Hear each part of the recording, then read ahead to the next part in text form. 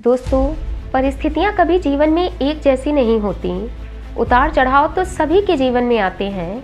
कभी मन खुशी से झूम उठता है, तो कभी परिस्थितियाँ ऐसी बन जाती हैं कि जीवन जीने का मन ही नहीं करता। और ऐसा समय कभी न कभी सभी के जीवन में आता है, और उस समय या आप पर डिपेंड करता है कि आप उन कठिन परिस्थितियों से कैसे डील करते हैं। आज की कहानी ऐसी ही कठिन परिस्थितियों से लड़ने वाली एक लड़की और उसके पिता की है। कहानी कुछ इस प्रकार शुरू होती है। एक बार एक व्यापारी ने एक धनी साहूकार से पैसा उधार लिया। उसने सोचा कि वह कुछ दिनों में साहूकार का सारा पैसा चुका देगा, पर व्यापार में नुकसान होने के कारण वह साहूकार का पैसा वापस नहीं कर पाया। उस व्यापारी की एक बहुत सुंदर बेटी थी। साहूकार हमेशा उसकी बेटी को बहुत गलत नज़र से देखता था। साहूकार बहुत कुटिल स्वभाव का था। उसने सोचा कि यह व्यापारी मेरा पैसा तो नहीं चुका पाएगा, क्यों ना इसकी परिस्थिति का फ़ायदा उठाया जाए। उसने व्यापारी से कहा, अगर वह अपनी बेटी की शादी मुझसे कर दे तो मैं उसका सारा उधार माफ़ कर दूंगा। व्यापारी को यह सुनकर बहुत गुस्सा आया, पर वह साहूकार से कुछ नहीं बोला और वह अपने घर वापस आ गया। उसने अपनी बेटी को सारी बात बताई। साहूकार अधेड़ उम्र का एक चरित्रहीन कुरूप आदमी था। व्यापारी और उसकी बेटी के सामने यह एक बहुत बड़ी समस्या थी। व्यापारी के पास इतना धन भी नहीं था कि वह साहूकार का सारा पैसा वापस कर दे और अपनी बेटी का विवाह न करे। अब उसकी बेटी के आगे दो ही रास्ते थे।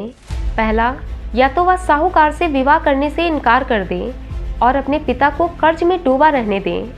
दूसरा, वह साहूकार से खुशी खुशी विवाह कर ले ताकि उसका पिता कर्ज से मुक्त हो सके। दोस्तों, अक्सर हमारे जीवन में भी ऐसे ही मोड़ आते हैं जब हमें लगता है कि अब कोई रास्ता नहीं बचा है और हम बुरी तरह से फंस चुके हैं। उस समय अगर हम अपने दिमाग को शांत रखकर उन परिस्थितियों के बारे में सोचें जिनसे हम निकलना चाहते हैं, तो हमें कोई ना कोई रास्ता ज़रूर मिल जाता है। ऐसा ही कुछ उस व्यापारी की बेटी ने किया। उसने बहुत शांत मन से सोचा और फिर उस साहूकार के सामने एक शर्त रखी। उसने साहूकार से कहा कि वह एक थैला लाए और उसमें दो गोलियां डाले, एक सफ़ेद और दूसरी काले रंग की। इसके बाद लड़की उस थैले से आंख बंद करके एक गोली निकालेगी। गोली अगर काली निकली तो लड़की साहूकार से विवाह कर लेगी और उसके पिता का कर्ज माफ़ कर दिया जाएगा। किंतु अगर सफ़ेद गोली निकली तो भी उसके पिता का कर्ज माफ़ कर दिया जाएगा, लेकिन लड़की साहूकार से विवाह नहीं करेगी। साहूकार लड़की की बात सुनकर तुरंत मान गया। वह जल्दी से एक थैला लेकर आ गया। अब जब वह थैले में दो गोलियां डाल रहा था, तब लड़की ने देखा कि साहूकार ने बहुत चालाकी से दोनों गोली काली ही थैले में डाल दी। यह देखकर लड़की थोड़ा परेशान हो गई। वह सोचने लगी, अब वह क्या करे।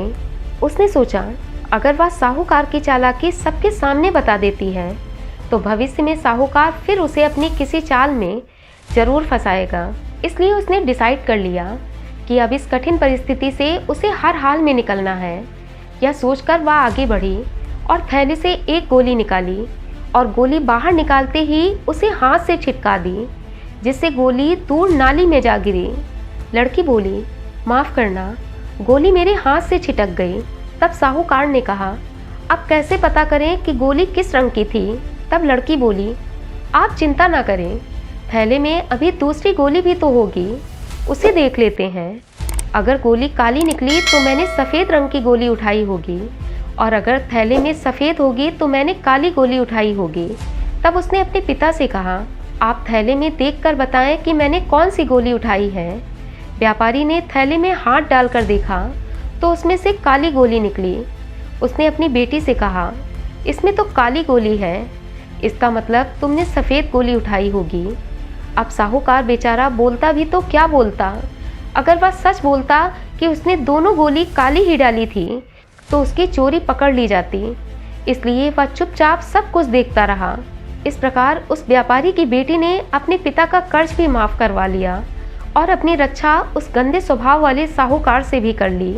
दोस्तों, यह कहानी हमें यही सीख देती है कि जब तक आप समस्याओं के समाधान के बारे में नहीं सोचेंगे, तब तक आप समस्याओं में ही उलझे रहेंगे। इसलिए अपने दिमाग को पानी की तरह रखिए, एकदम निर्मल, शांत और चलायमान। जैसे पानी हर जगह से अपना रास्ता निकाल ही लेता है, चाहे वह पथरीले रास्ते हों या फिर दुर्गम पहाड़। ठीक वैसे ही पानी के जैसे बन जाओ। अपने विचारों को खुलने दें या सोचें कि हर समस्या का कोई ना कोई हल जरूर होता है। जब आप ऐसा सोचने लगेंगे तो यकीन मानिए आप कठिन परिस्थितियों में भी कभी नहीं घबराएंगे और उन परिस्थितियों से निकलना भी सीख जाएंगे।